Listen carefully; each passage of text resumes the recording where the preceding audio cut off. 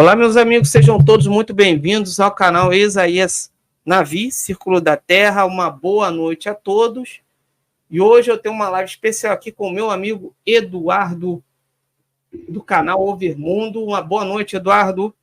Oi, Isaías, boa noite pessoal aí do chat aí. Poxa, tô meio sumido, mas obrigado aí pelo convite, Isaías. Muito bacana falar desse tema. Já tinha combinado esse tema faz tempo, né? Há um tempo, agora quase um ano, eu acho. Quase um ano, cara. Vai ser muito legal. Isso aí, chegou a oportunidade. É um assunto muito interessante que me interessa particularmente. Eu gosto de história, tá? Sim. E gosto de religião, estudo das religiões, principalmente do cristianismo. Sim. Então, no Japão, que é algo muito curioso, né? O cristianismo no Japão, no Oriente, aí, que não é tão expressivo assim, pelo menos nos dias de hoje, ou pelo menos durante um tempo não foi, né? Uhum. Aí o Overmundo que estudou o assunto pode nos falar, não é isso? Isso aí, é isso aí. Boa noite aí, pessoal. Posso começar? Sim, antes de começar, só para introduzir, eu queria dar as boas-vindas ao pessoal que está aqui. Rafael Nakata, Ignus Demed, Ali Angel aí, boa noite, Li Angel. Vanderlei Espíndola, Marcos Paludo, que esteve aqui, foi ontem na live comigo. David 4K, irmão Pedro, você que for chegando aí, vai deixando seu like, seu boa noite no chat e vamos começar, né? Vamos lá. Bom, vai fazer aqui, vamos fazer um esquema de bate-papo, né? Sobre isso. Bom, a história da relação do Japão com o Ocidente, os primeiros relatos que você teve, assim, mais confiáveis, quem trouxe, na verdade, foi Marco Polo. Não que ele tenha chegado no Japão, mas ele ouviu falar de uma ilha ainda mais ao oriente do mundo conhecido. Então, Marco Polo chegou até a China. Existem algumas teorias de que ele não tenha chegado até a China, mas provavelmente ele chegou. Em algum pedaço da China lá ele conseguiu chegar. E que ele trouxe relatos de uma ilha grande mais ao oriente ainda, mais a leste ainda, certo? Provavelmente essa ilha era o Japão, tá? Ippon, tá na linguagem deles, era o Japão. Parece ter um nome, Cipango, né? Cipango, Nipango. Você tem aí diversas variantes disso daí. O que aconteceu? Teve esse relato, ok, certo, a coisa ficou. E aí a gente vai dar um pulo agora para o século XVI, lá para os anos 1500. O que aconteceu? Vamos pegar aqui o contexto dos anos 1500, tá? Bom, primeira coisa, já havia acontecido a Reforma Protestante. A Reforma Protestante começou lá com Lutero, em 1517, lá com as 99 teses dele pregadas lá na porta da igreja. Foi aquele rebuliço dentro da igreja, daí você começou a ter cristãos reformados, você começou a ter calvinistas, anglicanos. Eu acho que os batistas vieram depois, acho que os batistas são posteriores, mas você começou a ter aquela divisão dentro da igreja. Tá? Em resposta a isso, a Igreja Católica fez a chamada Contra-Reforma. Foi uma resposta à Reforma Protestante. Tá? E, juntamente, quase paralela à Contra-Reforma, surgiu uma ordem que iria marcar o século XVI e o século XVII, que é justamente a ordem dos jesuítas. Sim, Santo Inácio de Loyola, Companhia de Jesus. A ordem dos jesuítas, ela era uma ordem de obediência férrea à igreja. Tá? Alguns falavam que era uma ordem militar, mas não era uma ordem militar. Tá? Eles podiam até ter algumas estruturas próximas, mas não era para guerra. Tá? Isso aí era mais em termos de obediência à hierarquia, mais ou menos, e às ordens dadas. Tá? Muito bem. E os jesuítas, eles eram uma ordem primordialmente de evangelização, tá? Pelas novas almas que estavam existindo. Já se havia descoberto o Novo Mundo, tá? A América em 1498, Brasil em 1500, tá? Na verdade, já se sabia das terras brasileiras bem antes, provavelmente Américo Vespúcio ele acabou vindo por esses lados aqui, pegando, deve ter navegado mais na região norte do Brasil, então já se sabia que você tinha terras a leste do Tratado Original das Tordesilhas, tanto é que depois o tratado ele foi deslocado um pouco mais para o oeste. Tá? Que é principalmente para poder pegar uma faixa, que é a faixa que pega do Nordeste brasileiro até o Sudeste brasileiro, certo? Que é aquela coisa, o português fala, não, esse tratado aqui a gente dividiu o mundo em dois, não tá bom porque a gente ficou sem nada. A gente quer um pedaço do novo mundo também. Cabral, em 1500, ele saiu de Portugal, tá? Deu uma passadinha aqui, tomou posse da terra, registrou, Pero Vaz de Caminha escreveu a carta, viu as Índias peladas, etc., se encantou, e foi lá para a África para fazer uma pequena guerrinha contra alguns califados, tá? Que estavam na região da África, da Índia, etc. E aqui a gente tem que lembrar uma coisa importante, tá? Vamos lembrar um contexto importante. A nação europeia que se lançou ao mar, certo, nas grandes navegações, por excelência, foi Portugal. A Espanha também se lançou, mas Portugal foi a nação por excelência que fez isso, tá? E Portugal, ele ia fundando pequenas cidadezinhas ou entrepostos, certo, na região que tinha influência, que era o litoral. Tá? Então, fez isso aqui no Brasil com São Vicente, ele fez isso em alguns pontos da África, e ele também fazia isso em alguns pontos da Índia, tá? Lá na parte do Oceano Índico. E a gente pode pensar em Portugal mais ou menos como a primeira potência global que nós tivemos na história. Tá? Essa foi Portugal, apesar do poder dela ser restrito à área de influência que era o litoral. Tá? Portugal, se a gente for ver bem, a dominância portuguesa ela nunca foi muito de entrar para dentro do interior. A grande exceção foi o Brasil. Tá? No Brasil, eles entraram mesmo para o interior, certo? Porque havia um potencial, havia um território muito grande e havia uns bandeirantes aqui em São Paulo loucos que resolveram se enfiar no meio do mato do Cerrado Paulista e foram indo, entendeu? Lá para cima, para o sul, para o Brasil, para o norte, chegando até a região norte, etc. Mas Portugal mesmo ele nunca se aventurou muito tão para dentro assim. Tá? Por quê? Porque vamos lembrar o seguinte contexto. Portugal ele era uma nação pequena, com pouca população, então eles não tinham muita gente para conseguir dominar a área. É diferente da Espanha. A Espanha era uma nação maior que Portugal, tá? Bem maior. Sim. Tinha muito mais gente do que Portugal. E a Espanha, ela adotava o seguinte método, a Espanha. Qual era o método de dominação do espanhol? Eles chegavam primeiro com uma força militar. Quem não concordasse com eles guerreavam, dizimavam, etc. Tá? Depois, eles construíam as cidades, a parte administrativa das cidades, os chamados cabildos coloniais espanhóis. Tá? Quem já foi para Buenos Aires, se você for lá na Praça de Maio, você vai ver o Cabildo de Buenos Aires, que é uma construção colonial deles. Tá? Isso aqui era o símbolo do poder espanhol. Você reunia tropas, era um misto de paiol, eles construíram várias estruturas, tá?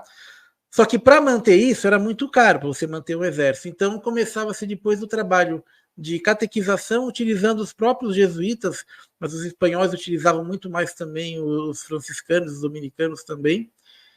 E os espanhóis também, após isso, eles instituíam seminários e universidades também. As primeiras universidades das Américas foram espanholas, datas ainda de 1500 e pouco. Tá? O Brasil só foi ter uma universidade em 1800 e paulada com Dom Pedro. Então, os espanhóis, eles tinham... Então, eram esses 4 passos. Dominação militar, a dominação em infraestrutura política, religiosa e, por fim, educacional. Tá? Muito bem. Portugal era diferente. Portugal tinha muito menos gente. Então, Portugal não podia dar com força o primeiro passo da dominação militar. Então, o que Portugal fazia? Portugal fazia um pouco de dominação militar, fazia muita aliança entre os povos que ele encontrava lá, se aliava, ele se aliava, se ele encontrasse, por exemplo, na Índia, com povos já estabelecidos, eles identificavam os clãs, eles iam se aliando aos clãs que eram mais interessantes para eles, jogando um contra os outros, e assim eles iam se infiltrando no lugar. E, ao mesmo tempo, através dos jesuítas, eles construíam seus colégios, os colégios jesuíticos. Tá? Um exemplo que nós temos aqui foi a própria fundação da cidade de São Paulo, tá? com o Colégio de São Paulo. Depois temos os 7 povos das missões no sul do país. Você tem diversos exemplos ao redor do mundo. E, a partir daí, eles faziam todo o trabalho de catequização junto com a educação também. Tá? Portugal tinha um jeito um pouquinho diferente dos espanhóis. Legal. Muito bem. Daí, o que aconteceu? Portugal, nos anos 1500, ele conseguiu a dominância da navegação no Oceano Índico e no Oceano Pacífico, lá nas regiões das Filipinas, etc. Houve uma batalha chamada Batalha de Dí, tá? Essa Batalha de Dí, ela foi uma batalha onde acho que 19 naus portuguesas derrotaram mais de 200 navios muçulmanos. Vamos lembrar que as naus portuguesas, com aqueles canhões em séries, aquela coisa toda, eram tipo, o equivalente hoje em dia a um porta-aviões americano, tá? Eram barcos muito poderosos que tinham uma grande capacidade de tiro, de guerrear, entendeu? Por isso que eu falo, o ambiente de Portugal era um mar. Era um mar. E eles conseguiram realmente desbaratar toda a frota muçulmana que navegava naquele pedaço e acabaram se tornando a primeira potência marítima. Depois, Portugal seria superado pela Holanda, e a Holanda seria superada pela Inglaterra, e a Inglaterra só seria superada pelos norte-americanos no século XX. Tá? Desculpa, só um minutinho.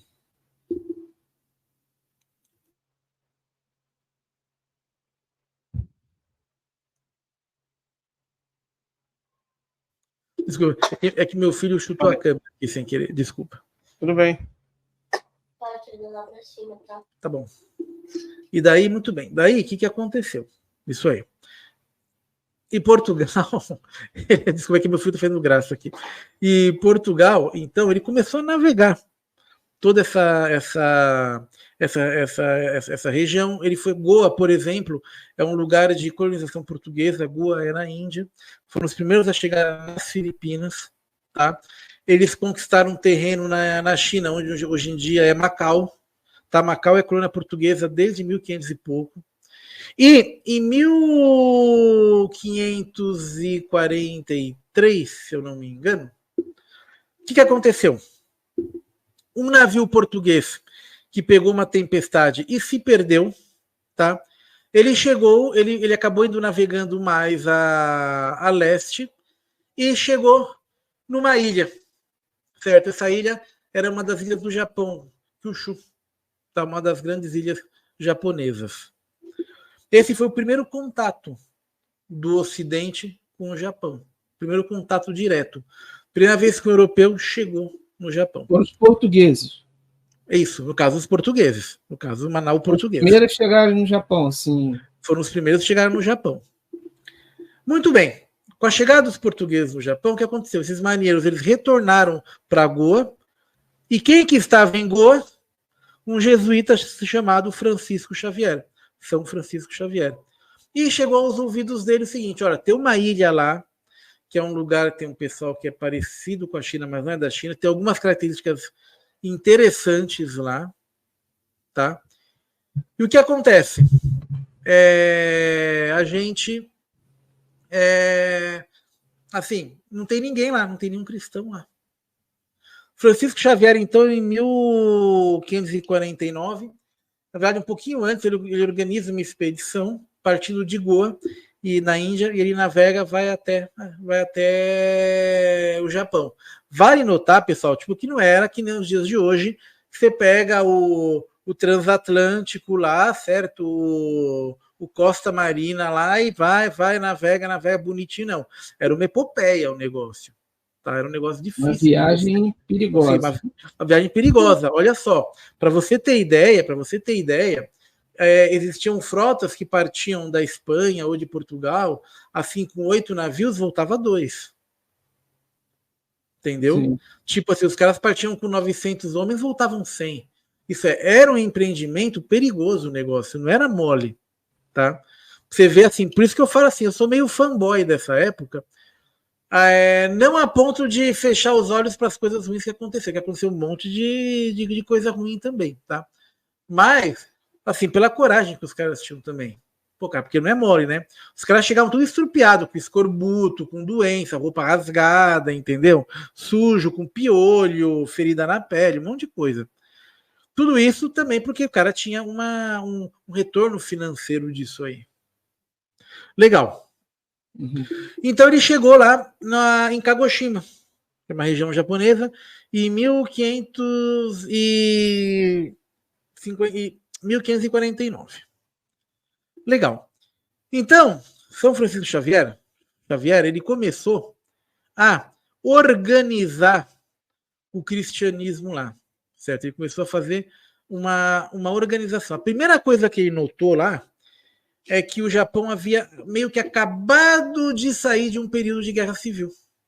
Tá? Vamos pensar que o Japão é o Japão feudal, então ele era dividido em pequenos feudos. Cada feudo tinha um senhor feudal, que era o daimyo. Tá? Os daimyos, eles eram senhores feudais, equivalente ao senhor feudal europeu. Tá? Então, o que acontecia? Esses pequenos feudos, certo? Eles se aliavam uns com os outros e eles iam guerreando. Se você quer um bom exemplo ilustrado disso, do que era esse período, tem uma série que passa no Disney Channel chamada Shogun. Tá? Ela conta não a história do Francisco Xavier, mas ela conta um período depois. Mas ela fala bem de forma muito ilustrada essa questão do cristianismo dentro do Japão. Da série Shogun, e tem um livro ainda, acho que é James Clever o nome dele, do autor, não lembro, chamado de Shogun também. O livro é melhor que a série. A série é muito boa, mas o livro, cara, é sensacional o livro. Tá? Ele é muito bacana, ele é muito explicativo sobre a cultura japonesa, etc. Então, quem gosta de romance histórico é esse daí, tá? Muito bem. Daí, então, e você tinha o imperador, certo? E o shogun. O shogun é o quê? O shogun é chamado de grande general, ou o primeiro general, ou o general mais importante, tá? Isso aí está do japonês daquela época. São Francisco Xavier, ele pensou, bom, vou fazer que nem eu fiz lá em Goa. Isso é, eu vou chegar para o chefão, para o rei da porra toda. Só que ele não conseguiu ter atenção nem do imperador, nem do shogun. Ele não conseguiu ter essa atenção. Não conseguiu nem conversar com eles. Ele falou, bom, o que eu vou fazer agora? Já sei. Eu vou pregar para o povão. O cara era jesuíta, estava acostumado a pregar para o povo. Falei, vou pregar para os camponeses, para a plebe, esse pessoal todo. E ele começou a pregar e ia convertendo o pessoal, até que ele conseguia fazer as conversões. Mas ele via que era aquela coisa, ele convertia as pessoas, de repente um senhor feudal chegava e falava e fechava aquele feudo para ele. Ele falou, isso aqui não tem futuro. Eu tenho que falar com quem? Aí o Xavier, ele pensou direitinho, ele tomou consciência do quê? Que quem mandava no negócio mesmo na época era os daimyos. Eram eles que mandavam. Eram os seus feudais que tinham o poder real. Mais ou menos como acontecia na Idade Média. Tá? Ele percebeu isso daí. Era diferente, por exemplo, daquilo que ele encontrou na Índia, onde o poder estava muito centralizado no rei local. Eram diversos reinos, mas você tinha um rei local com poder muito centralizado. No Japão, o poder, ele ainda nesse pós-guerra civil, estava ainda meio... E ele notou umas tensões entre os diversos senhores feudais também. Claro, havia acabado de terminar uma guerra. Então você estava assim, eles conviviam, mas nenhum deles necessariamente se gostava.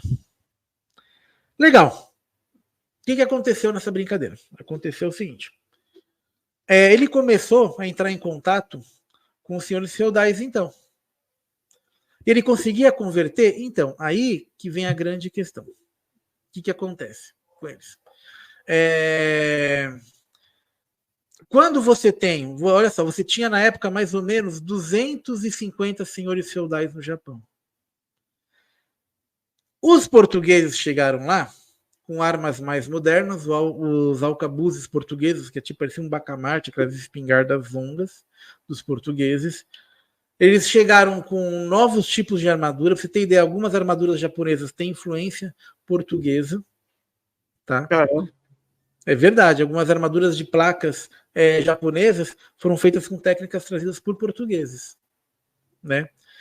E, de repente, os senhores feudais falaram, eu tô aqui cercado de 3 vizinhos que não gostam de mim e que na primeira encrenca eles vão querer me derrubar, eu quero essas armas desses portugueses aí. Eu quero que o meu barco navegue que nem esse barco português. Entendeu?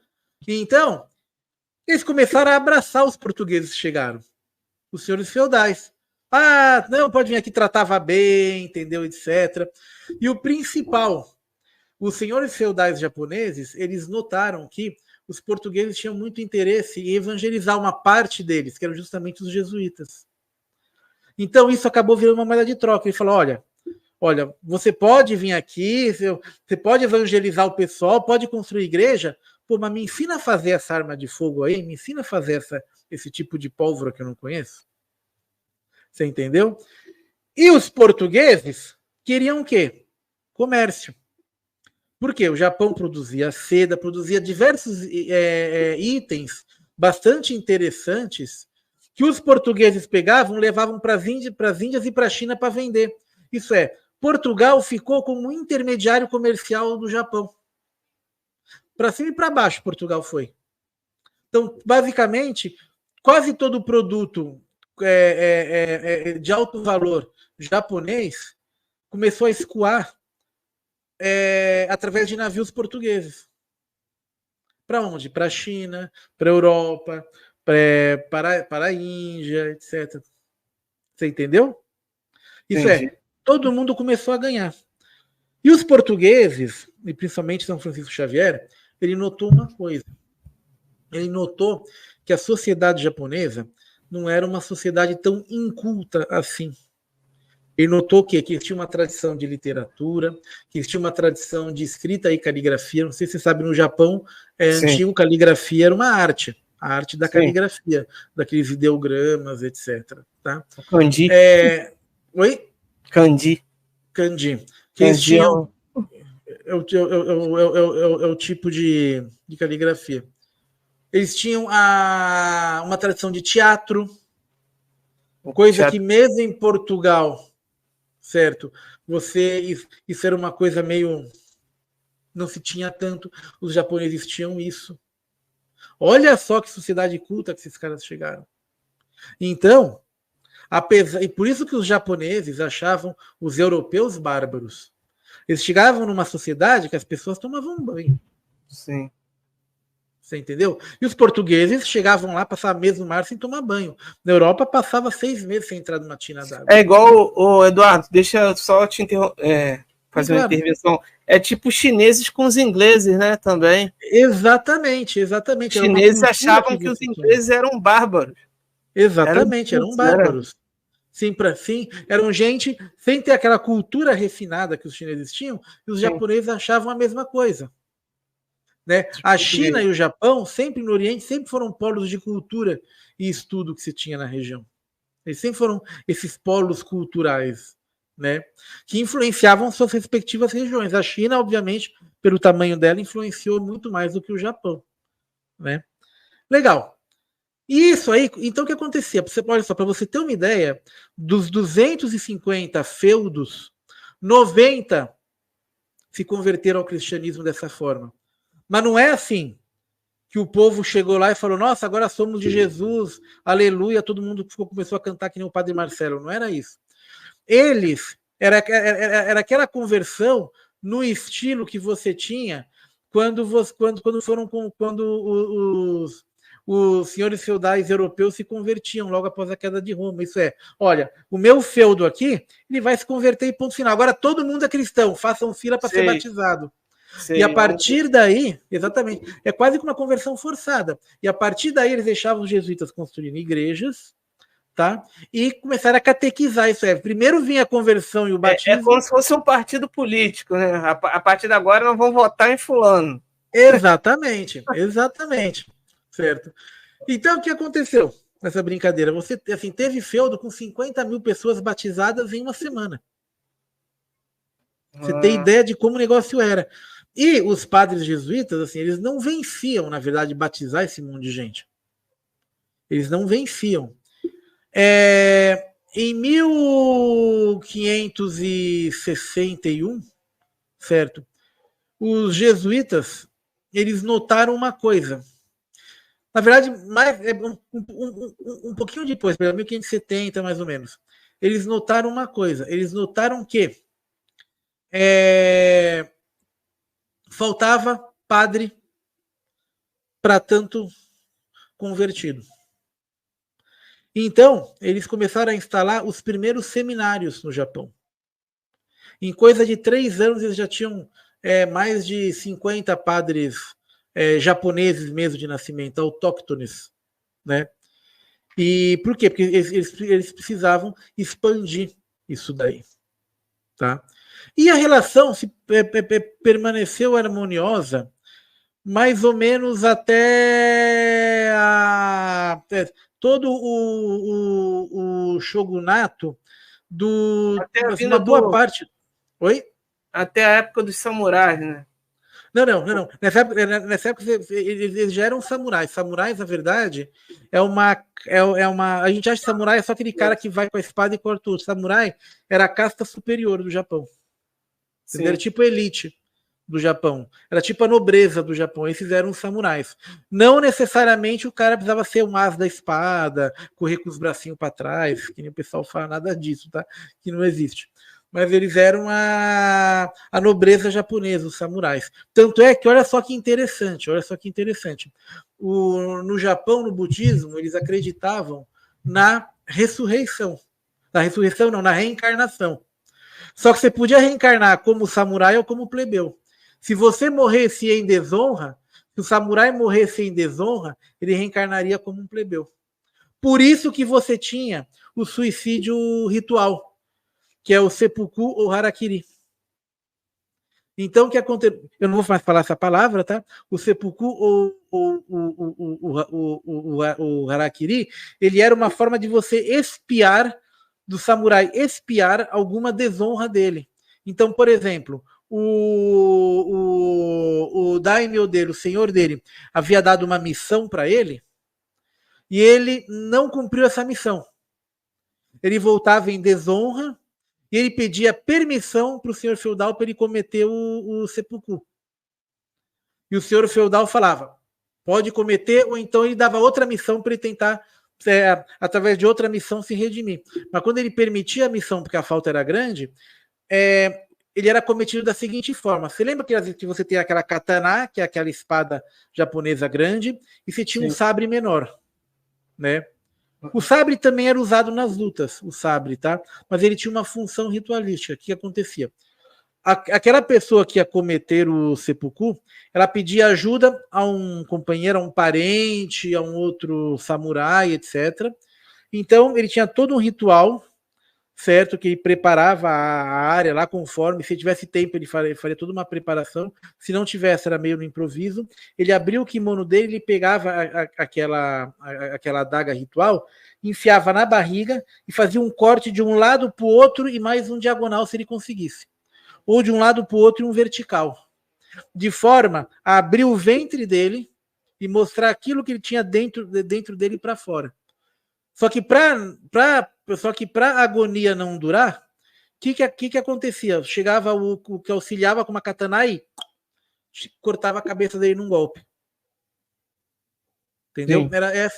Esse era o seppuku ou o sui ritual que eles tinham para espiar. Dessa forma, quando ele renascesse na reencarnação, ele renasceria um samurai, um nobre, porque ele estaria lavado com a honra dele ilibada. Oi? Uma crença budista. Uma crença budista que se tinha no Japão. Eu não sei se na China tinha, acho que na China não tinha. O David Aquele filme Silêncio também é muito bom. É um filme de Martin Scorsese que retrata o período jesuíta no Japão e a perseguição também que houve depois que você vai chegar lá, não é isso? Isso. Mas o filme que eu peguei, que eu coloquei assim, foi justamente... Opa, tô chutando aqui a minha câmera aqui. É que eu tô cheio de livro aqui, entendeu? Do lado aqui. Bom, vamos lá. O que acontecia nessa brincadeira aí? O que acontecia? Só uma coisinha pro católico. Eu não sou ateu, tá? Eu sou um cristão bem freestyle, tá? Mas não sou ateu, não. Vamos lá. O cara já começa falando besteira. É incrível, né, cara? Tá falando bobagem, católico? O cara já começa falando besteira. Que moral que o ateu tem para contar a história. Vamos lá, cara. A história do cristianismo é vou contar alguma cara. coisa para vocês. Alguns dos melhores historiadores de religião são ateus. Porque ninguém está dando... Assim, eu estou contando aquilo que não é viés. Porque a questão de estudar, de ler, de raciocinar, não é... Sim. Nada espiritual, não é nada... Exatamente. A gente não está delimitando o rito, não estou pedindo para o Isaías fazer uma oração aqui, nada disso, entendeu? Vamos lá. Uma coisa é uma coisa, outra coisa é outra coisa. Legal. Aí. Então, por falar nisso, no budismo, você tinha uma crise do budismo no Japão naquela época. Certo? Não se sabe muito bem o porquê dessa crise. Acredita-se que alguns mosteiros budistas tomaram lado nessa guerra civil, e aí o caldo entornou, os caras ficaram mal vistos, etc. Então, o que acontece? Tinha que ter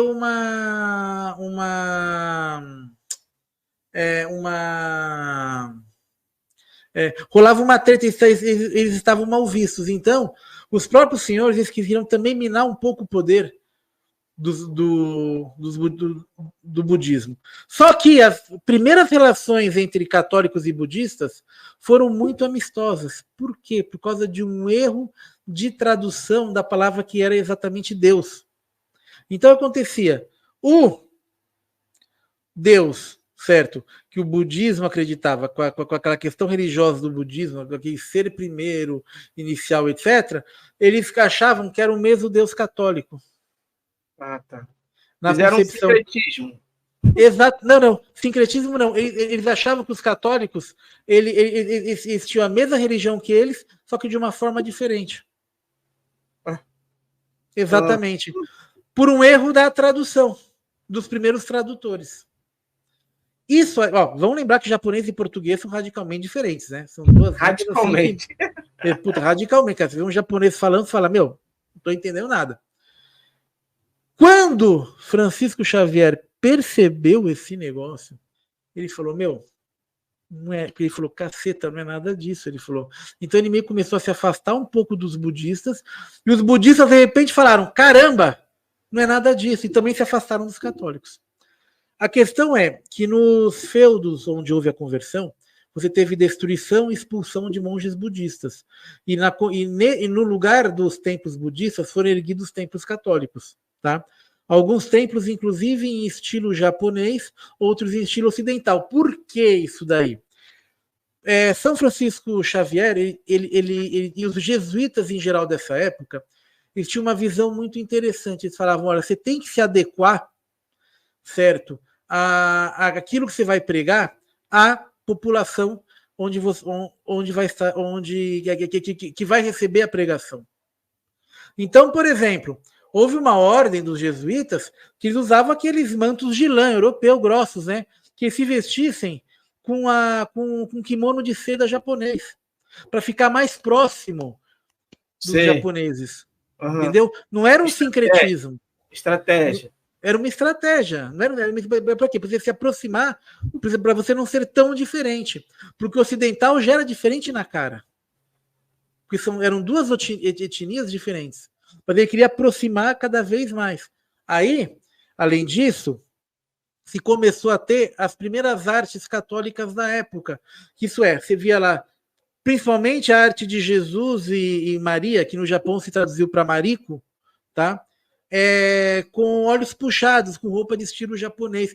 Sabe o que acontece na África, que você tem Jesus negro, com o menino Jesus negro?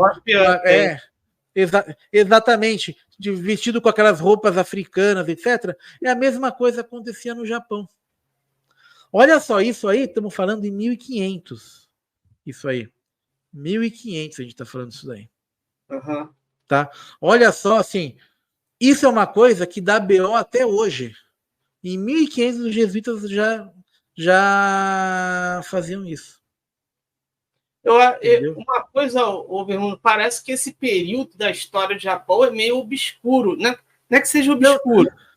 Parece que não tem muita divulgação sobre isso, porque até na arte. O único filme que eu sei que tem esse filme do Martin Scorsese, falou sobre Jesus. Mas toda a retratação da ficção no Japão é sempre no período dos ingleses, da relação dos ingleses com os japoneses, aquele período que os samurais eles entram em decadência, né? E as armas de fogo começam. Mas o período do jesuíta, da relação com os portugueses, tudo que você está falando aí, que o cristianismo se proliferou no Japão, é algo assim que muita gente nem sabe. Exatamente. Negócio... Por que será? Então, eu não sei. O que o pessoal explora bem, é o período do fim do shogunato, início da era Meiji. Que foi quando o Japão se abriu. A gente vai falar um pouquinho disso aí, mas foi meio à força com uma frota americana na Baía de Tóquio. Entendeu? Tipo assim, ou dá ou desce. Foi mais ou menos isso daí. A gente vai chegar ainda lá. Mas eu acho assim que é uma... Que isso aí envolve uma polêmica religiosa. Entendeu? Isso envolve uma polêmica religiosa também. E a coisa foi mais ou menos bem. Assim, até 1587, tá? Em 1587 a coisa começou a entornar. Porque o que aconteceu em 1580? Dom Sebastião, rei de Portugal, resolveu se meter numa guerra na África, ele mesmo morreu, nunca mais voltou, deixou o trono de Portugal vago. O rei espanhol, era parente do Dom Sebastião, falou, eu sou o sucessor. Entrou em Portugal, fez a União Ibérica, Portugal e Espanha. Aí os jesuítas se deram mal? Não foi nessa não. Não foi nessa. Eles se deram mal depois. Eles deram mal, aliás, nessa história eles se deram mal algumas vezes. Tá? Porque no Brasil eles foram expulsos, teve uma época, né? Sim, mas foi posterior a isso. Tá. Acho que foi no final dos anos 1700 que eles foram expulsos. Por ação, acho que do Marquês de Pombal. Né? Isso. Então, o que aconteceu nessa brincadeira aí? Na União Ibérica. A União Ibérica, ela marca o fim do auge de Portugal. Ela marcou. Portugal teve 100 anos de auge, do final do século XV até o final do XVI. 1480 alguma coisa até 1500 e pouco. Foi o auge de Portugal essa época. Certo? Cara, era difícil alguém se meter com Portugal. Ao mesmo tempo, o que começou a rolar nessa época? A Holanda era uma colônia espanhola, em plena Europa. Os holandeses falavam, a gente não quer mais ser espanhol. Começou uma guerra Espanha-Holanda. Essa guerra tragou, inclusive, os ingleses, porque holandeses e ingleses eram protestantes. Virou uma guerra armada aberta entre Portugal e Espanha unidos, ingleses e holandeses, católicos versus protestantes. E essa guerra acontecia na Europa. Teve a chamada Invencível Armada Espanhola, que tentou invadir Portugal, fizeram uma grande... Invadir Portugal, tentaram invadir a Inglaterra, certo? Os navios, inclusive, boa parte da frota era de navios portugueses, mas a estratégia era espanhola. Isso aí acabou com boa parte da frota portuguesa, devido a uma estratégia espanhola ruim, entendeu? Teve a invasão durante esse período dos holandeses no Nordeste brasileiro, não apenas no Nordeste, mas em diversos outros pontos. Lembra que eu falei para você? Portugal foi a primeira potência marítima, Holanda foi a segunda. Só que a Holanda tinha uma vantagem, né? A Holanda tinha mais gente. Portugal sempre foi meio desabitado, Portugal. Portugal nunca teve muita perna. Os planos de Portugal sempre foram muito grandes para aquilo que eles realmente, efetivamente conseguiam. Tanto é que eles tinham dava esse pico e não conseguiam segurar, entendeu? Então, diversas colônias portuguesas, por exemplo, começaram a cair ou foram dominadas ou foram atacadas, principalmente por holandeses. Os ingleses, nem tanto. Os ingleses combatiam mais os espanhóis. Por quê? Porque Portugal tem a aliança militar mais antiga do mundo, que data da Idade Média, justamente com quem? Com a Inglaterra. A aliança mais antiga que existe entre Portugal e Inglaterra. Agora acho que não mais, por causa do Tratado Europeu, aquela coisa toda, mas foi uma aliança antiquíssima. Então, Portugal, na verdade, eles meio que não queriam atacar os ingleses por causa disso. Tanto é que quando acabou a União Ibérica, a Inglaterra voltou a ser aliada de Portugal. Entendeu? Inclusive, essa aliança militar entre portugueses e ingleses foi uma das coisas que pôde trazer lá em 1800 e pouco a família real de Portugal para o Brasil. Vieram escoltados pela armada portuguesa, pela armada inglesa. Tá? Mas isso é uma outra história. Vamos voltar aqui para o século XVI. Então, em 1580, começou a dar merda o negócio. O que aconteceu nessa brincadeira? É óbvio que quando você... É óbvio que, de repente, começou a chegar espanhol também em Portugal, no Japão. Começaram a chegar os espanhóis no Japão, certo? Começaram a chegar... Oi? Querer mudar as coisas. Exatamente. Começaram a chegar, além dos jesuítas, dominicanos e franciscanos, que tinham um pensamento diferente dos jesuítas e uma certa inveja deles também, porque eles eram tudo assim, ó. Enquanto o jesuíta se vestia que nem japonês, adquiriu alguns hábitos, entendeu? Fazia igrejas ao estilo oriental, etc. Os caras falavam, não, isso aqui não vai... Eles começaram a ter, inclusive, briga entre eles, no Japão. E daí começou a chamar a atenção de quem? Do próprio Shogun, que na época era, deixa eu falar aqui o nome dele direitinho, porque o nome dele é difícil, Toyotomi Hideyoshi. Em 1587, ele, vendo essa bosta toda acontecer, ele resolveu fazer um édito banindo missionários portugueses lá. Esse édito meio que não pegou. Essa lei, assim, pegou um pouco, baniram alguns, mas daí, por interesse, outros ficaram. Então a coisa ficou, ó, tá expulso, mas é um susto, entendeu? Tô te dando um susto aqui. Legal. E outra coisa, nessa época os japoneses já fabricavam armas de fogo, tá? Eles já começaram a fabricar as primeiras armas de fogo deles já. Não tinha a qualidade das armas portuguesas, mas eles já começaram a fabricar isso daí também. Muito bem. E a coisa ficou mais ou menos nesse vai e não vai, tá? Mas começou a ter um monte de problema isso daí. Começou a ter um monte de problema. Sabe a cidade de Nagasaki? Sim. A cidade de Nagasaki, ela era uma vilinha. Ela fica numa baía e era uma vilinha desimportante de pescadores. A cidade de Nagasaki, ela foi escolhida pelos portugueses para ser a cidade de comércio deles, o entreposto comercial deles com o Japão. Então, a cidade de Nagasaki, ela é a cidade mais ocidentalizada do Japão. Se você olhar Nagasaki por cima, você vai ver que a planta dela lembra muito cidades ocidentais, que foram os portugueses que construíram uma parte das estruturas delas, do plano de rua, etc. Entendeu? Nagasaki era uma cidade basicamente portuguesa, bem na costa japonesa. E essa que sofreu aí com a bomba, não foi? Sofreu a segunda bomba atômica. Entendeu? Olha só. Nagasaki, por exemplo, tinha igreja. Nagasaki, você tinha um seminário em Nagasaki. Né? Legal. O que aconteceu, né? Bom, o que aconteceu nessa história agora? Seguindo um pouquinho mais para frente. O Toyotomi Hideyoshi, houve uma mudança de poder no Japão, certo? E entrou um cara chamado Tokugawa. Na verdade, são 3 Tokugawas. Pai, depois o filho, depois o neto, tá? Mas o Tokugawa pai, aconteceu uma coisa em 1600, cravado. Em 1600, cravadinho. E aí, que é a história que faz o paralelo com a série do Shogun, tá? Na verdade, a série do Shogun era parte dessa premissa e ela muda os nomes, etc. O pai era o Tokugawa Ieyasu, tá? Em 1500 Perdão, em 1600, chegou um navio holandês no Japão. Chegou um navio holandês ao Japão. Esse navio tinha um piloto, um navegador chamado William Adams. Ele era holandês. Na série é o John Blackthorne, que é inglês, tá? Mas ele era holandês, ele.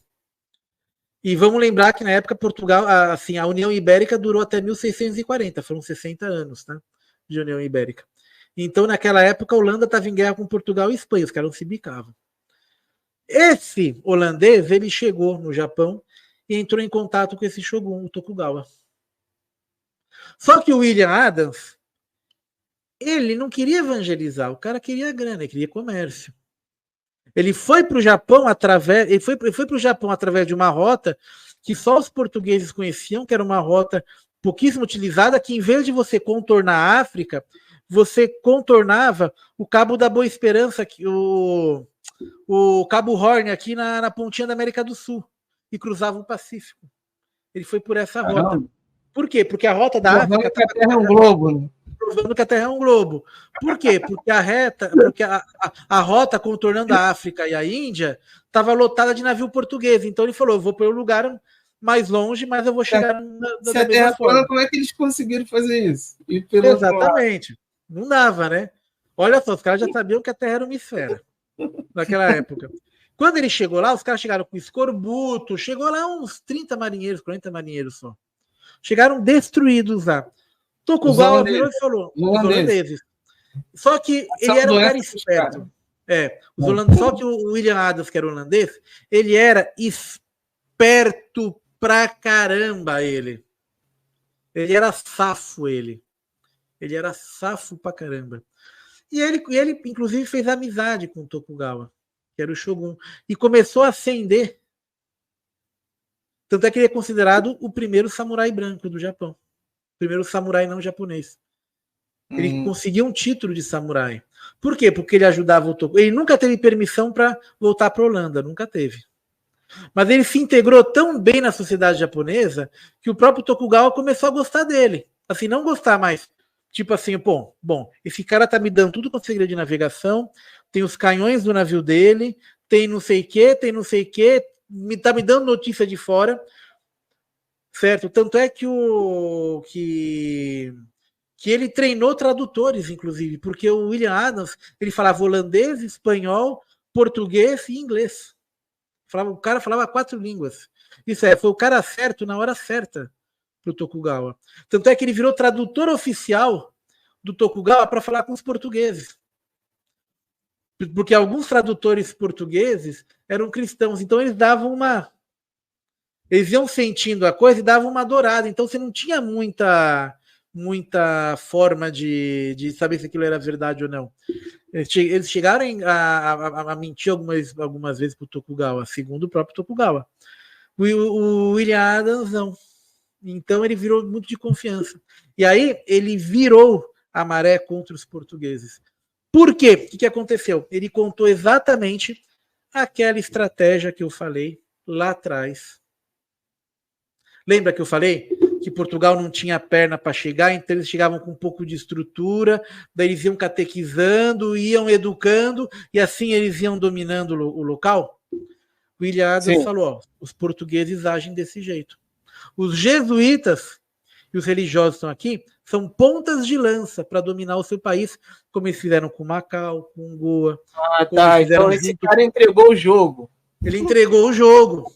Ele entregou literalmente o jogo. Você entendeu? E ele já era de confiança. E ele já era de confiança. Já era de confiança. E daí o que acontece? O Tokugawa começou a mandar comerciantes japoneses para fazer comércio por conta própria e trazer notícias para ele. E os caras falavam, é isso mesmo que os portugueses fazem, os espanhóis também fazem.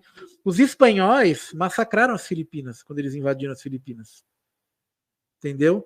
O Tokugawa virou e falou, os caras vão fazer a mesma coisa no Japão. Daí se deu em 1617, eu acho. Deixa eu dar uma olhadinha aqui para confirmar. Isso, 1614, ele proibiu o cristianismo e começou a promover uma perseguição generalizada que durou até 1640, alguns falam 1660 alguma coisa, etc. E essa foi a grande perseguição que você teve, entendeu? No Japão aos cristãos. Aí começa, em 1614, a perseguição de fato. William Adams morreu no Japão em 1620, tá? Mas como é que o Japão continuou fazendo comércio? Simples. O Tokugawa proibiu a presença estrangeira dentro do Japão, à exceção de uma pequena ilha que ficava perto da Baía de Nagasaki.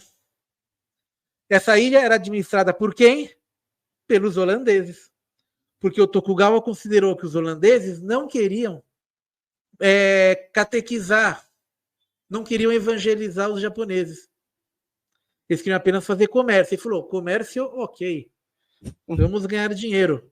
Então, quem passou a ser o interlocutor de comércio do Japão foram os holandeses, que naquela época já tinham suplantado Portugal como potência marítima. Então, o que acontece? Aquela guerra, aquele atrito entre católicos e protestantes que tinha na Europa, que você chegou a ter em parte no Novo Mundo, em algumas regiões, ele teve influência fundamental no Japão. Entendeu? Entendi. Entendeu? Bom, daí... O clima do cristianismo aí, nessa questão. Exato. E aí, cara, assim como o cristianismo, você tem ideia, o Japão chegou a ter quase 200 mil cristãos na época. Em pouquíssimo tempo, assim, as conversões, entendeu? Nessa época, assim como a coisa subiu, ela desceu. Da mesma forma como, sabe aquela coisa, foguete não tem ré, não tem ré, assim. Coisa subiu e desceu, caiu, de uma vez. O que acontecia? O que aconteceu? Você começou a ter essas comunidades perseguidas. Então, havia prêmios por quem dedurasse que determinada família era cristã. Os padres de origem japonesa, as pessoas deduravam e eles eram mortos. Existia um negócio chamado de enforcamento reverso, que esse era um método de suplício muito, muito utilizado, que eles pegavam e escavavam uma fossa séptica e passavam corda no cara, assim, amarravam o cara que nem uma mortadela, entendeu? Bem forte, do peito para baixo. Pendurava o cara por um pé, pelas pernas, de cabeça para baixo nessa fossa, que o cara não conseguia respirar porque ele limitava a respiração.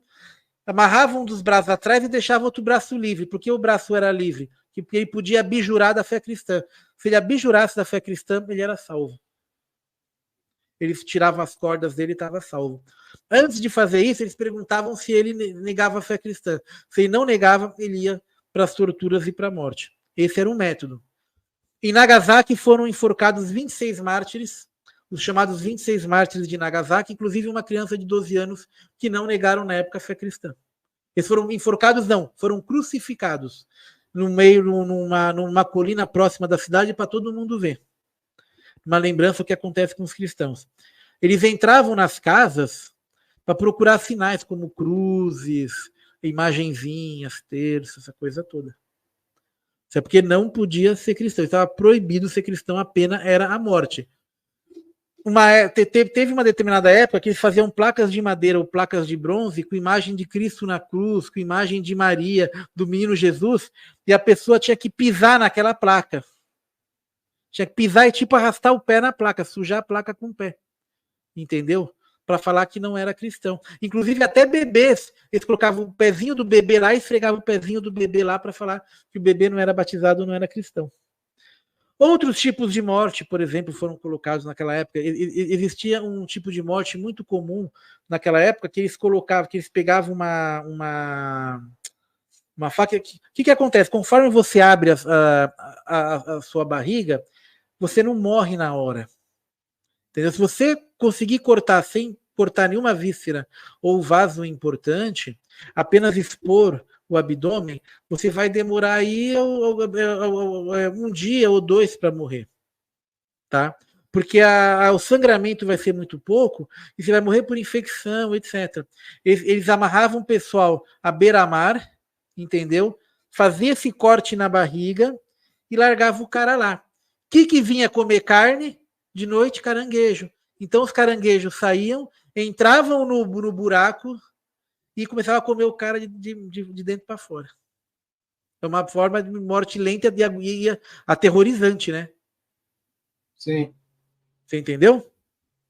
Sim. Muito bem. Daí você tinha outros tipos, que era a crucificação, você amarrava o cara entre dois bois e puxava até dividir o cara no meio. Também era um outro tipo de tortura e morte, isso se ele não negasse o cristianismo, se ele não abjurasse o cristianismo. Só que, aquela coisa, o cristianismo ele tem uma coisa que para a época era muito revolucionária para aquela região, naquele contexto, que era a ideia de que todos somos iguais perante um Deus. Entendeu? O cristianismo, ele não prega a igualdade entre os homens materialmente, mas ele prega a igualdade, assim, todos são filhos de Deus igual, tá? Isso aí para o Japão da época era uma revolução, porque lembra que eu te falei, se você morresse samurai, você ia reencarnar samurai. Se você morresse plebeu, você ia reencarnar servo, plebeu. E então havia um determinismo muito grande dentro da sociedade japonesa. O sistema de castas da Índia, tipo assim. Como um sistema de castas. Exatamente. E quando você é inferior mesmo. Você é inferior mesmo. Quando isso aí era perante as divindades japonesas. Entendeu? Você tinha graus, né, de acolhida, de oração das divindades japonesas em relação a isso.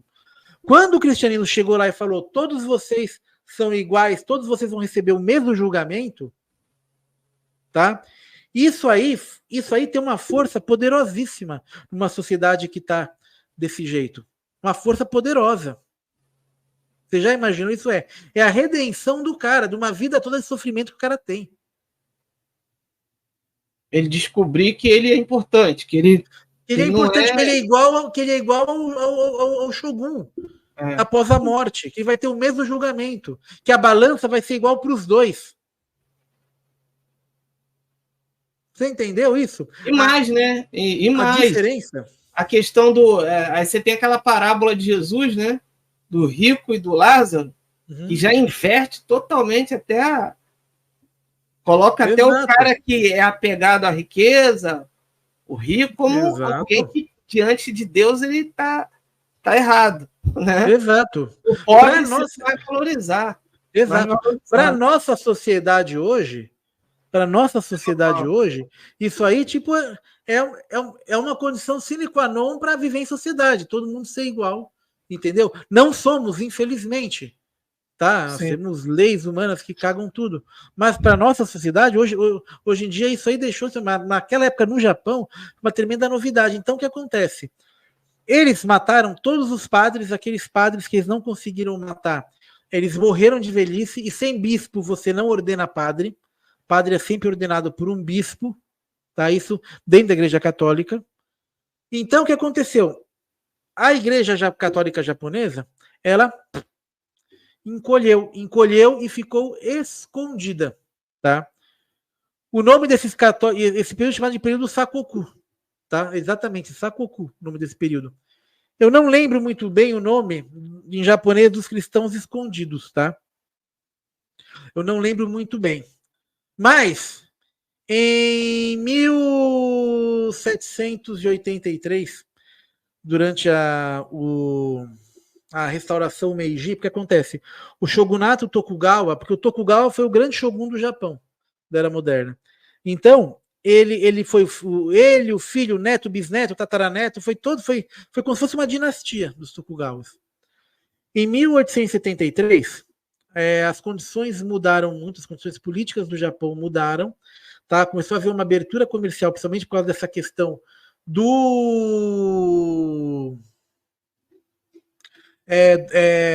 Estados Unidos, que forçaram a abertura do Japão ao mundo, certo? Em termos que eles queriam também vender coisa para os japoneses. Eles falaram, pô, essa ilha aqui tá lotada de gente, pô, vamos abrir lá para ter mercado, né? Melhor a gente abrir do que os ingleses abrirem. Então os americanos enviaram uma frota lá, posicionaram essa frota na Baía de Tóquio e falaram, se vocês não chamam, fala para o imperador, se ele não fizer um decreto de abertura do país, a gente vai descarregar os canhões em Tóquio inteira. E já não era aquele canhão português, né? Já não era uma caravela, era uma fragata de guerra, né? Barco a vela, eu acho que era a vapor já, barcos a vapor. E os japoneses, assim, não é bem aquela coisa, os japoneses, eles não tinham armas de fogo, eles tinham armas de fogo, só que a tecnologia era meio que estacionou, ela evoluiu muito pouco em comparação com o do Ocidente. Na restauração Meiji, então, o imperador ele retoma a rédea do poder, ele faz uma aliança, inclusive com o próprio clã Tokugawa. Não é que o Tokugawa caiu, não. Ele reordena as alianças entre os grupos japoneses já, de poder japoneses, consegue formar um novo governo e fala, bom, a partir de agora a coisa vai ser outra. A gente vai desenvolver, a gente vai ter que abrir o Japão, não tem jeito, tem que abrir o país, e a gente vai ter que eu quero que o Japão vire uma potência no estilo ocidental, com indústria, com arma de guerra, quero um navio que nem aquele lá também, para ninguém mais entrar na nossa Bahia e ameaçar a gente. Certo? E daí que acontece? Daí, obviamente, você tinha agora missionários americanos que queriam ir para o Japão e introduzir o cristianismo novamente. Sim. Quando eles chegaram no Japão, eles pensavam, vai estar aqui um bando de budistas, shintoístas, etc. Né? Como é que vão fazer? A época já era outra, eram missionários metodistas já, anglicanos, protestantes, tinha alguns católicos. Na hora que eles chegaram lá, tinha uma comunidade cristã no Japão, ficou escondida por mais de 200 anos. Os cristãos japoneses escondidos. Eles tomaram um susto daqueles que eles não esperavam que tivesse uma comunidade cristã no Japão escondida, que perseverou. Eles achavam que tinha acabado tudo, mas não tinha acabado. Entendeu? Eles viveram no subterrâneo. Exatamente. O que eles fizeram? Eles pegavam, eles mudaram o estilo das imagens, deram outros nomes para Jesus, para Deus, para Maria, para os santos, etc. Fizeram imagens estilo bem oriental mesmo. E que religião é essa? Uma região de um culto da montanha que a gente não sei o quê. E ficaram escondidos com isso durante séculos. Eles tinham cópias da Bíblia traduzidas para o japonês ou trechos que eles haviam decorado e haviam colocado lá também. Eles tinham trechos de hagiografia de nomes de santos, todos eles com nomes cifrados, para que ninguém descobrisse aquilo. Entendeu? Havia pequenos altares, se você for procurar na internet, você vê alguns altares da data de 1700 e pouco, começo dos anos 1800, que tinha José, Maria, o Menino Jesus, mas com outra conotação, outro tipo de história, justamente para enganar a proibição. Ficaram 200 anos assim, passando, só casavam entre eles, porque para casar tinha que ser um casamento cristão. Então eles só casavam entre eles da comunidade. E aí foram várias pequenas comunidades que tinha no Japão. Não era apenas em Nagasaki, foram em vários pequenos locais que eles sobreviveram. Muito bem. Muito interessante. Bom, por causa disso, obviamente o cristianismo ele houve uma nova reintrodução no Japão, mas nunca mais com o mesmo ímpeto. Nunca mais. Em parte porque houve um aumento muito grande do nacionalismo japonês nessa época, tá? Então, assim, tudo aquilo que era japonês era muito valorizado, afinal, eles estavam tentando, eles estavam modernizando de fato o país novamente, certo? Eles estavam modernizando o país, então havia um interesse de manter algumas tradições e outras tradições que não eram interessantes, deixá-las de lado, ou deixá-las apenas, como vou dizer, para alguns momentos e datas especiais, tá? Houve o fim do shogunato e o fim da era dos samurais, da estratificação que você tinha no Japão. O Japão começou a ter mobilidade social, começaram a investir maciçamente em educação, em escolas. E você sabe, né, cara, educação e escola é o que mais faz você ter mobilidade social. É o que mais faz. Não tem outra coisa que não faça. Educação e escola joga sua mobilidade social para cima e para baixo numa velocidade ferrada. Tá? Então isso aí começou a gestar o Japão moderno como a gente conhece hoje. Deu problema lá depois da Segunda Guerra Mundial, que o país foi devastado, o país ficou basicamente na miséria, mas olha só, o Japão em coisa de 20 anos se tornou a segunda potência mundial. Você vê como o povo japonês é foda, cara. Entendeu? Os caras, eles têm uma capacidade de organização sensacional. Mas o cristianismo ele nunca mais foi o que era antes. Deixa eu ver aqui se eu acho aqui para colocar para vocês. Esqueci de pesquisar isso aqui. A composição religiosa do Japão atualmente. A gente consegue pelo menos uns parâmetros. Ó, Shintoísmo e religiões derivadas. 51,3. Budismo, 38,3. Cristianismo, 1,2. Outras religiões, 9,2. Isso o cristianismo hoje no Japão, o cristianismo japonês ele se refez do baque, né, da perseguição. E também os tempos mudaram. Né? Imagina, naquela época era só pegar o senhor feudal, falar que é cristão, todo mundo era cristão. Hoje em dia, a questão da conversão no cristianismo é muito mais um trabalho de formiga, né, que as pessoas fazem, etc e tal, com tudo aquilo que traz de bom e que traz de ruim. Entendeu? Então, assim, você tem toda essa... O cristianismo seria encarado como uma cultura não japonesa, uma cultura exógena. E o próprio japonês, ele não tem tanto interesse assim, porque o que acontece também, Isaías, é o seguinte: existe um fenômeno, uma curva de crescimento que você tem, conforme o país ele vai se desenvolvendo, o interesse por religião vai caindo. Pelo menos por religiões institucionalizadas, como, por exemplo, o cristianismo. Tá? Você pode pegar isso aí nos países nórdicos. A religião decresce conforme vai indo. Não dá para saber o que causa uma coisa ou outra. Se é a melhoria de vida que faz as pessoas se desinteressarem pela religião, que, querendo ou não, é uma coisa que modela também a pessoa em tempos difíceis, tá? Ou se você deixar a religião, você acaba encarando a vida de outra forma e melhorando de vida. Não dá para saber. Provavelmente uma coisa acaba influenciando a outra. Um caso que você tem agora, está acontecendo agora, é nosso vizinho aqui, o Chile. O Chile está se desenvolvendo e o número de pessoas que não se interessam mais pela religião, seja ateus ou agnósticos, etc., está decaindo. É um processo que está acontecendo agora. Então tem muito sociólogo da religião que está estudando o fenômeno do Chile, entendeu? Para ver o que acontece. Será que com a melhoria de vida, o padrão de vida, né? Sim. A diminuição da escassez, etc., isso não causa desenvolve um materialismo, né? Pode acontecer. Começam a se apegar muito a uma vida material. Exato. E você não, você já acha que não precisa de Deus, algo também. Eu acho que esse aqui é o paradoxo de Tostines. Você conhece o paradoxo de Tostines? Não. Tostines vende mais porque é mais fresquinho ou é mais fresquinho porque vende mais?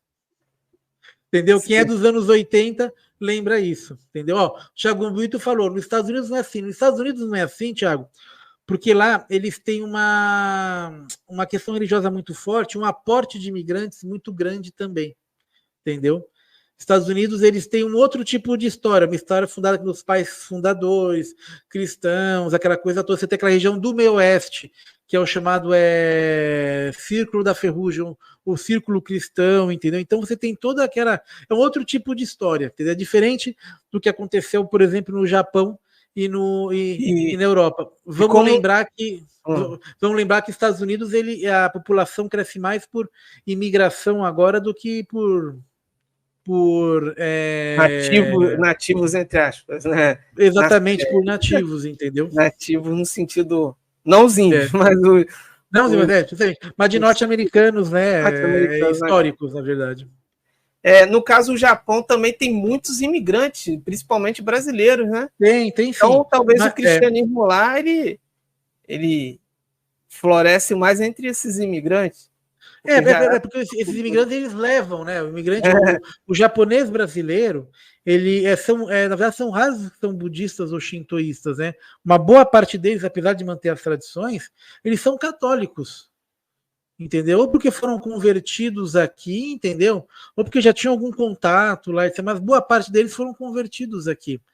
Então você acaba levando lá. Mas a imigração brasileira para o Japão não é suficiente para manter um crescimento populacional robusto no Japão, como acontece nos Estados Unidos. E é o que está acontecendo na China hoje em dia, né? A China está com crescimento, ela está começando a enfrentar um gargalo populacional, né? Porque assim, as pessoas não imigram para a China, muito pouca gente imigra para a China, porque a China tem muita oferta de mão de obra. É diferente dos, os Estados Unidos, eles têm até uma falta de mão de obra, eles precisam de imigrante, a China não precisa. Então é muito mais fácil para o cara ir para os Estados Unidos, onde ele vai ter mesmo a própria questão da liberdade dele, etc. E também ele vai ter muito menos injeção de saco por parte do governo, porque uma vez que o cara tá lá, assim, ele não pode fazer besteira. Se o cara tá ilegal, ele não pode fazer besteira, mas mesmo ilegal consegue viver lá. Ele tem uma dificuldade maior, mas ele consegue, né? Agora, na China, a coisa pesa mais. Os caras têm reconhecimento facial, tem a barreira da língua, uma série de coisas, né? Das diversas línguas, você tem o chinês e o cantonês, etc. Sim. Né? A China e o Japão não são países tão receptivos, né? Exatamente. Tipo, a cultura deles é meio fechada. Exatamente. O americano, ele é mais cosmopolita, ele está mais acostumado a conviver com o mexicano, o canadense, o europeu, o brasileiro. Pô, tem área em Miami que a turma está falando português já. Entendeu? Já tinha as áreas que o pessoal falava espanhol. Tem um bairro numa cidade da Flórida que o pessoal fala português, assim. Você tem loja, tipo, escrito em português. Entendeu? Porque tem um monte de brasileiro lá. Onde Fonseca mora, Fonseca. Deve ser onde Fonseca mora. O cassino, o nome do cassino que ele deve frequentar deve se chamar Pão de Açúcar, entendeu? O cara tá praticamente no Brasil, na colônia brasileira. Coitado, eu gosto pra caramba do Fonseca, cara. Eu gosto pra caramba dele. Isso aí. Pô, é isso aí, é isso que eu resumo do resumo que eu queria passar para vocês aí em uma hora e pouco. Interessante, cara. Os japoneses, eles têm uma origem misteriosa, né? Assim, porque quando começa a história do Japão, eles já estão lá com tudo. Que na verdade, o que acontece? A origem do Japão veio justamente daquela região da China. Eles conseguiram atravessar o Mar da China, entendeu? Que separa o Japão da China. Já com técnicas de navegação rudimentares, acabaram colonizando o Japão, entendeu? Sim. Mas não é tão antiga assim, entendeu? Assim, porque na origem desses povos muito antigos, assim, tem muito mito, entendeu? Nessa origem. Sim. Então, o que acontece? O pessoal dá uma floreada, o homem nasceu aqui, não sei o que, não. Eles dão uma floreada nisso também. Mas o estranho é que a língua japonesa ela é totalmente diferente do chinês, ela não tem. Sim. Ela é uma língua, chega a ser isolada praticamente, é um grupo linguístico ali de dialetos, né, de algumas línguas do Japão, mas não tem nada a ver com a China, assim, apesar da escrita, a influência da cultura e tudo, mas da onde eles tiraram, como é que eles conseguiram desenvolver esse idioma japonês? Mas fora que tem uma cultura indígena. Mas aí, o Isaías? Sim. Sim, mas aí, Isaías, aquela coisa, que o que propicia isso é o isolamento, né? Ó, eu tô com uma lista aqui de palavras japonesas, certo? De origem portuguesa, pra você ver como é. Sim. Vamos lá. Arukoro, Arukoro. O álcool. Álcool. Baterem. Que já vem do árabe, né? O álcool. Padre. Pão. Quer ver? Bidoro. Vidro.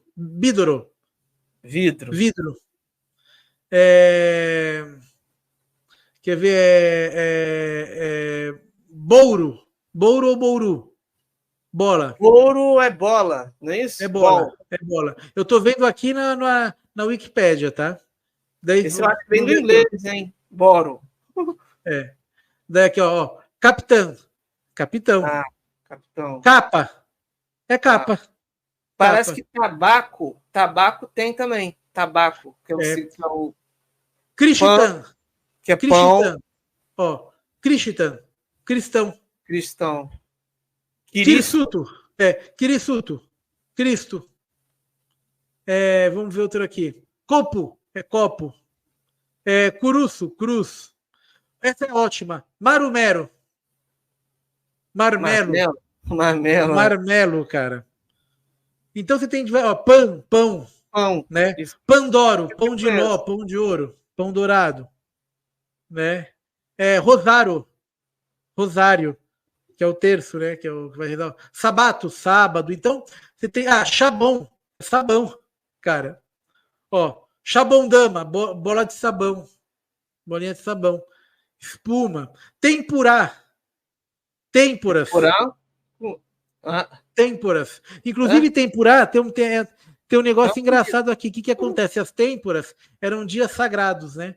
Dias que o cristão não comia carne. E então, para eles não comerem carne, eles faziam esse fritado de legumes, que é o tempurá. Que, aliás, é uma delícia. Adoro tempurá. Sim. Caramba, interessante. Tudo tem uma lista bem bacana na Wikipédia. Bacana. Já ouviu falar nos Ainos? O Eduardo, já fala nos Ainos? Ainos? Não. Ainu é uma etnia que tem na ilha de Hokkaido, no Japão. Certo. Que são indígenas, eles não falam japonês, falam um outro idioma, são como se fossem os índios. É uma reserva lá dos Ainus. Você quer um exemplo? Pega o Rio Grande do Sul, isola o Rio Grande do Sul do restante do Brasil por 200 anos. Isola ele. Depois de 200 anos, você derruba o muro. Eles vão estar falando uma língua que a gente talvez não entenda quase nada. Mesma coisa com o Nordeste, mesma coisa com o Norte. Vem cá, o Brasil tem a questão do isolamento por distância. A gente não tem barreira física de um oceano, nada disso. Você pega um nordestino do sertão, lá do Piauí, o cara vai falar coisa que talvez eu, que sou de São Paulo, não entenda. Que o gaúcho talvez não entenda. Isso porque nós falamos português. Estamos no mesmo país, temos televisão, temos contato. Isso. Certo? Então o que acontece? Mas no nosso português aqui do Brasil, ele não é tão homogêneo assim. Sim. Agora você pega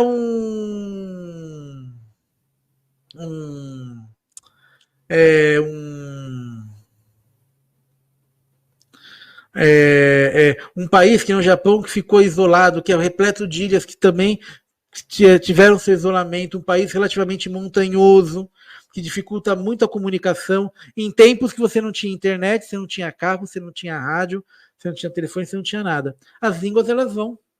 entendeu? Se diferenciando. É que nem se você pegar, é que nem a população de chimpanzé. Você tem ao oeste do Congo um tipo de chimpanzé, do outro a leste outro tipo de chimpanzé. Viraram espécies diferentes. Na China, entendeu? Acontece algo curioso na China, que o que une os idiomas da China, na verdade, dialetos, que na verdade são idiomas, mas são dialetos politicamente, é a escrita chinesa. Sim. Sendo que o cantonês e o mandarim são praticamente, na prática, duas línguas distintas que não se compreendem. Sim, sim. O que une eles são a escrita. Eles conseguem, pelo ideograma, conseguir identificar, mas eles têm que estudar o dialeto o mandarim oficial, mas você tem o cantonês que é só dois, mas tem vários dialetos chineses. Tem um monte. Tem dois comentários legais aqui. O primeiro do João da Silva, que falou: na Itália, a cada 25 quilômetros tem um dialeto. Porque você sabe que o italiano é uma língua inventada, né? O italiano foi inventada durante a unificação, que eles pegaram um dos dialetos que era muito falado e falaram: esse aqui é a língua italiana, vale para todo mundo. Eu já ouvi falar que o italiano ele surgiu com a obra de Dante. É Dante Alighieri. Não. Dante ele falava esse dialeto maior, mas a unificação linguística da Itália ocorreu só a partir de 1800 e pouco, com a unificação política. Porque eles falavam diversos dialetos. O meu avô, eu tenho uma avó, a minha avó era do norte da Itália, a minha avó.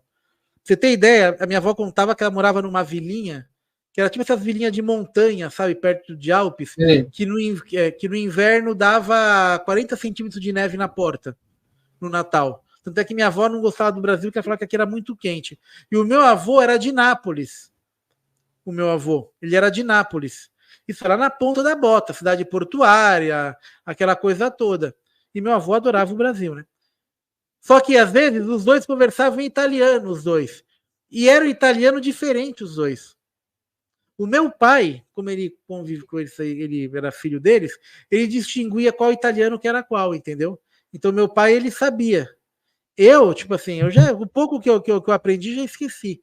Né? Mas tinha palavra que meu avô falava que era diferente da palavra da minha avó. Entendeu? Então, assim, norte e sul da Itália. Ó, isso aqui do Orlando é joia. Ó, isso aqui do Orlando é joia. Jesuítas figuristas. Eu vou anotar aqui, porque eu não sei o que é, viu, Orlando? Mas eu vou aprender o que é e vamos fazer. Ó, já tem outra figuristas. Outra live aqui, ó, Isaías, jesuítas figuristas da China. Interessante. Parece que o cristianismo na China ele chegou bem antes. Chegaram com os nestorianos lá no século 7 ou 6 depois de Cristo. Os nestorianos, é considerado uma heresia, né?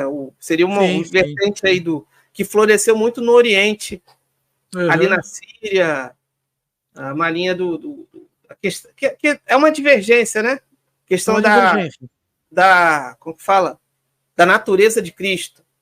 Parece que ele divide a natureza, Nestório. Na BDTD, que é a Biblioteca Digital de Teses e Dissertações, tem até um trabalho aqui sobre esse pessoal. Acabei de achar uma dissertação de mestrado aqui. Acabei de achar, coloquei aqui, tinha colocado na busca. Ah, que legal. Que legal. Já vou usar aqui para dar uma estudada nisso.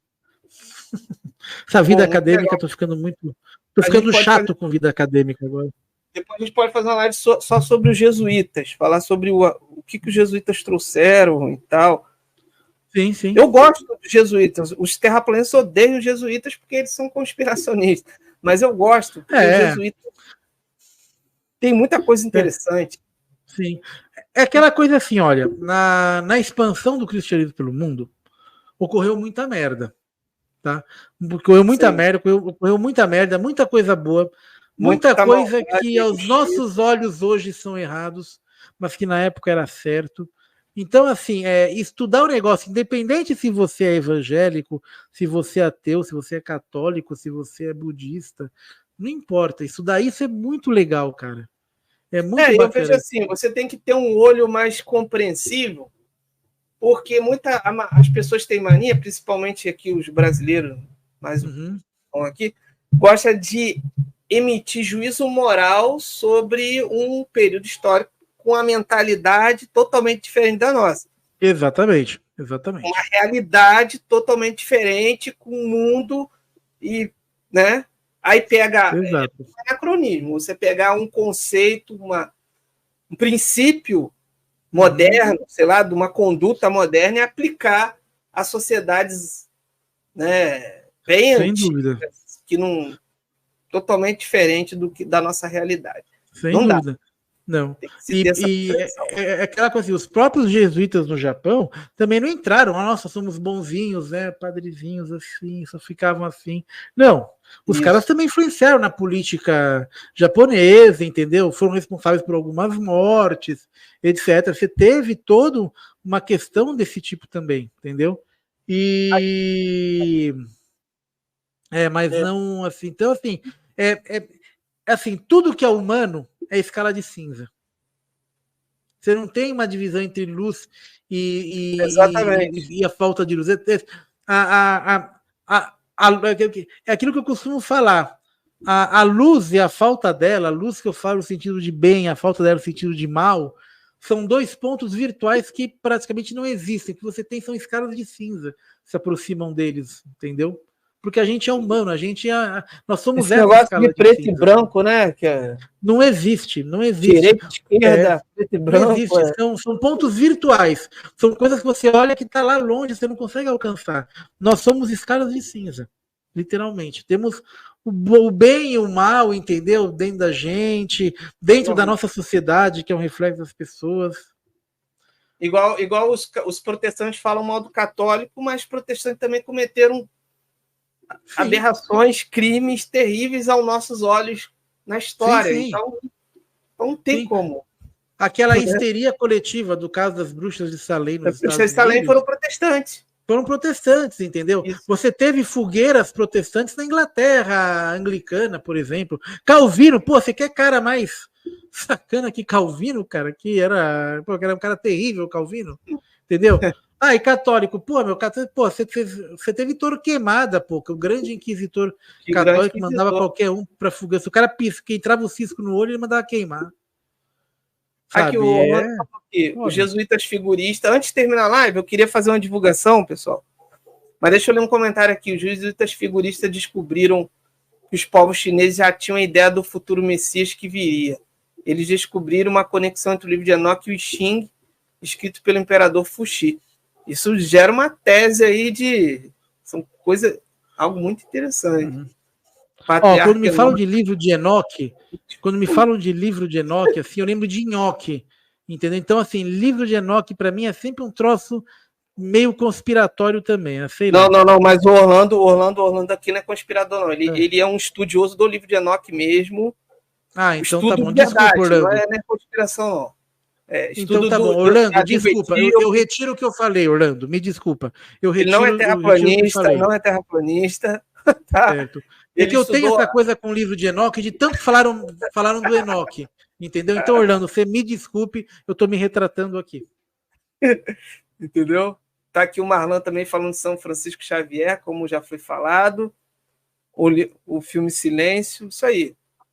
Deixa eu só, antes de acabar, eu queria pedir um favor a vocês, pessoal. Eu estou com um terceiro canal, tá? Um terceiro canal. Eu vou falar o que está acontecendo. Esse canal aqui que eu estou com o Vermundo é um canal dedicado ao estudo da teologia. Hoje eu trouxe um estudo um pouco diferente. Não é teologia, é história, mas está relacionado, porque é história da religião.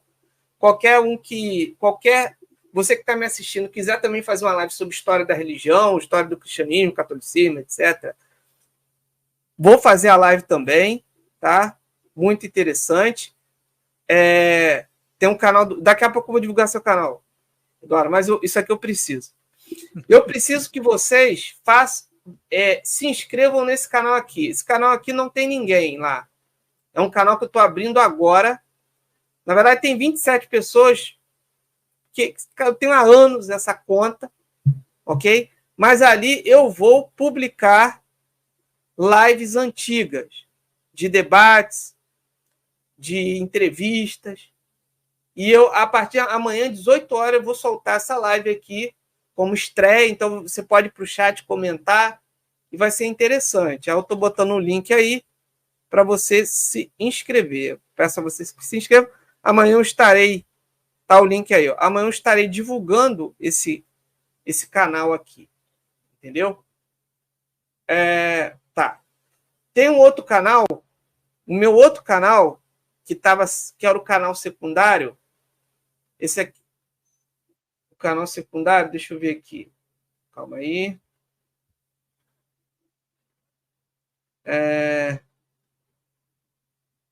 Deixa eu ver. Esse aqui. Vai ser para lives de ciência. Então, dia 29, eu terei uma live com o professor Cláudio. A gente vai falar de astronomia dos povos antigos, tá? Dia 29. E dia 30 eu estarei com o Edivaldo, vamos falar sobre movimento dos astros, movimento diário dos astros. Vai ser algo bem básico aí a respeito do movimento dos astros. Então, esse mesmo perfil de live que eu estou fazendo aqui agora, eu vou fazer nesse canal aqui, Círculo do Céu, tá?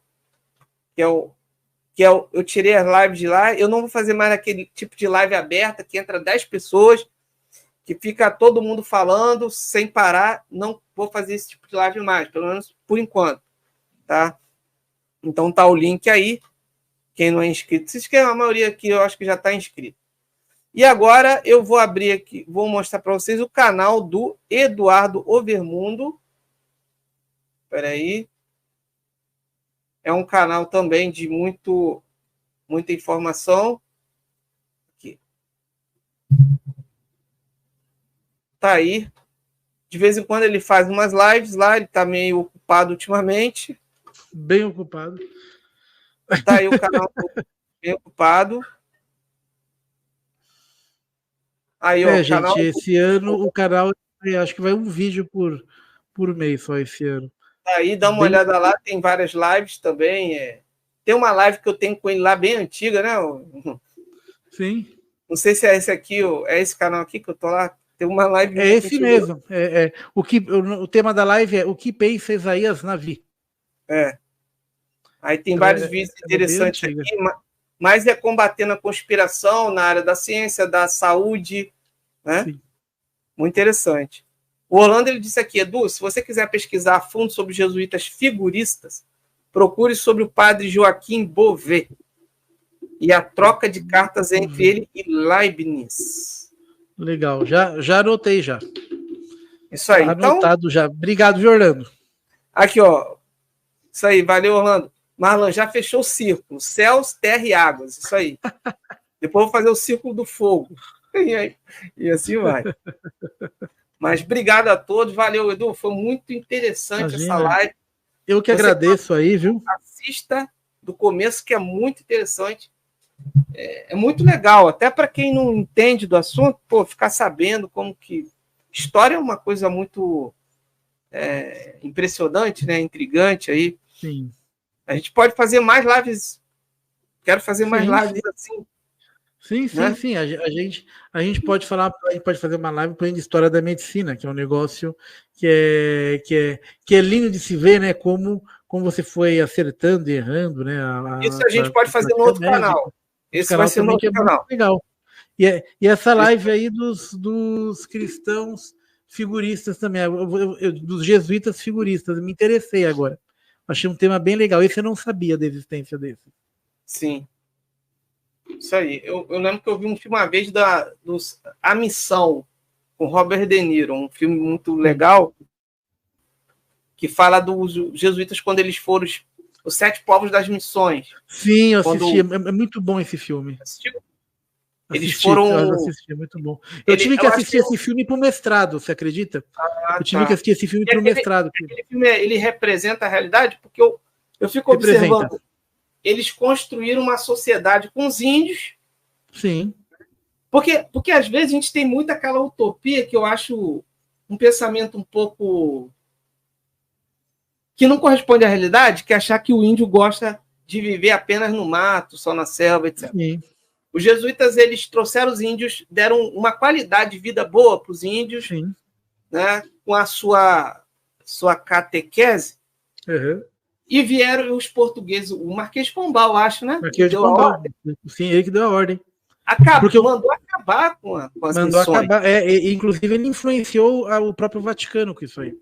O que acontece é o seguinte, nos colégios jesuítas do século XVII e XVIII, eles ensinavam a língua portuguesa, sim, latim e as primeiras traduções do tupi. Eles catalogaram as primeiras gramáticas tupis foram os jesuítas que fizeram, porque eles precisavam registrar as palavras em tupi-guarani na época. E eles começaram, inclusive, a ensinar pequenos ofícios como sapateiro, costura, marcenaria, pequenos ofícios para os índios mesmo, entendeu? Inclusive, aqui por exemplo, em São Paulo, quando São Paulo era a capital da solidão, né? Porque, inclusive, tem um livro são 2 livros, A Capital da Solidão e A Capital da Vertigem, contam a história da cidade de São Paulo. Livros sensacionais, tá? Sensacionais. Eu esqueci o nome do autor, ele é um cara famoso, ele.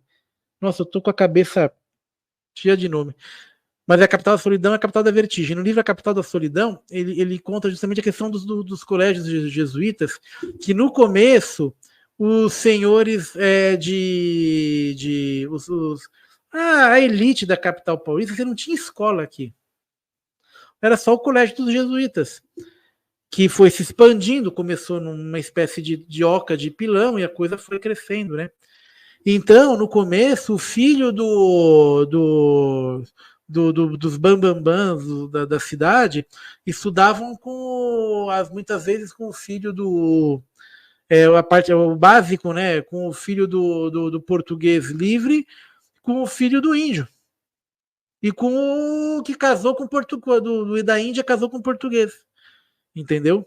Entendi. Isso os jesuítas, nesse ciclo que você tem, que é o chamado ciclo cristão de educação no Brasil, você tem 3 ciclos, né? O cristão, o liberal e o crítico. Né? Os jesuítas, nesse ciclo, eles, no começo, eles que tocaram através dos colégios. Depois, com o crescimento da cidade, foram construindo outros, e aí a coisa foi elitizando, né? Mas no começo era isso, era todo mundo muito igual, eles não faziam muito juízo de valor em relação à educação. Depois, obviamente, o filho do pessoal mais nobre ia para a Europa para completar os estudos, ou para o Rio de Janeiro para completar os estudos, ou então para Salvador, que eram 2 cidades muito mais desenvolvidas que São Paulo na época. Mas a parte do ciclo básico lá, que era o trivium, que era o equivalente a um trivium, né? Ele era todo mundo mais ou menos junto, inclusive com artífices, né? Marcenaria, sapataria, alfaiataria, esses artífices pequenos que eram úteis dentro da cidade. Aí depois veio o Marquês de Pombal, acabou com tudo. Ele veio, acabou com tudo, por uma questão política, uma questão econômica, entendeu? Os jesuítas, eles tinham bastante dinheiro, etc. O Marquês de Pombal, ele precisava de tudo quanto era recurso para reconstruir Portugal depois do tsunami, o incêndio que teve lá. Então ele precisava disso daí, tá? Foi a época que mais se tirou ouro, se mandou ouro do Brasil para Portugal. E isso aí, de uma forma, começou a fazer a crescer a insatisfação dos brasileiros, que não se chamavam brasileiros na época, eram portugueses que moravam no Brasil, né, com Portugal. Isso aí acabou dando origem à Inconfidência Mineira, depois foi o próprio processo de independência do Brasil também. Entendeu?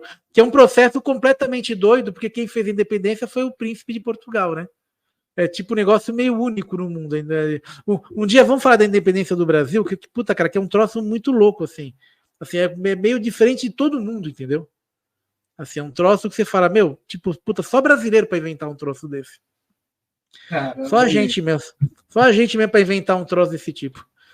Tá certo. Mas aí, no caso aqui, é história da religião, e lá nesse outro canal vai ser história da ciência, algo relacionado à ciência.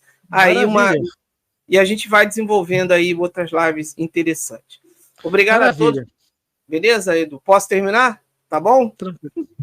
Eu estou aqui com o Adir, canal Rádio Amador. Ele falou: o termo sabatina era uma prova oral aos sábados no colégio jesuíta.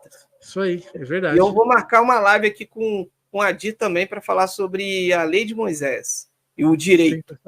Uma influência aí da lei de Moisés no direito nosso, no direito moderno, algo assim, né? Vamos ver. Uhum. Então, isso aí. Obrigado a todos. Valeu. O Marlan está aqui também. O Marlan disse: no sul do Brasil, as missões eram comunidades formadas por nativos, sob a tutela de jesuítas extremamente evoluídas. Sim. Os nativos tinham total autonomia de gestão de missões. Imagina se não tivesse se não tivesse havido, não sei se está certo o que eu falei, essa revolução aí do Marquês de Pombal e deixasse as coisas fluírem para ver onde ia parar. Eu acho que a coisa ia ser boa aqui no país. Eu acho. Assim, uma vez eu vi minha professora lá na faculdade, ela falou que se não houvesse, parece que o Marquês de Pombal foi o grande responsável por nós falarmos português no Brasil todo. E senão estaríamos falando vários idiomas nesse país aí. E tem uma coisa interessantíssima também. Se você for pegar São Paulo nos anos 1500 e 1600, o que se falava aqui era uma mistura de português com tupi. Era isso que falava. Não teria morrido. Por isso você tem um monte de cidade, Araraquara, Sorocaba, Guarulhos, é tudo nome indígena isso aí. Então, São Paulo se falava uma mistura de português com tupi. Depois começou a se falar mais o português, e nos anos 1850, até mais ou menos na época, um pouquinho antes da Segunda Guerra, o italiano era a segunda língua de São Paulo. Se falava o português, o italiano, e muitas vezes uma mistura de português com italiano em algumas comunidades. E por isso que você vai na Moca, você tem sotaque italiano. Eu tenho um pouco desse sotaque meio italianado. Eu tenho esse tipo de sotaque. Com meu plural, todo esse negócio. Cara, é um negócio sensacional isso. Vamos parar de falar, senão vai ficar no Valeu, inteiro. A gente vai acabar. Obrigado a todos. Até amanhã, pessoal. Estou terminando. Valeu, deixa o like e o comentário aí.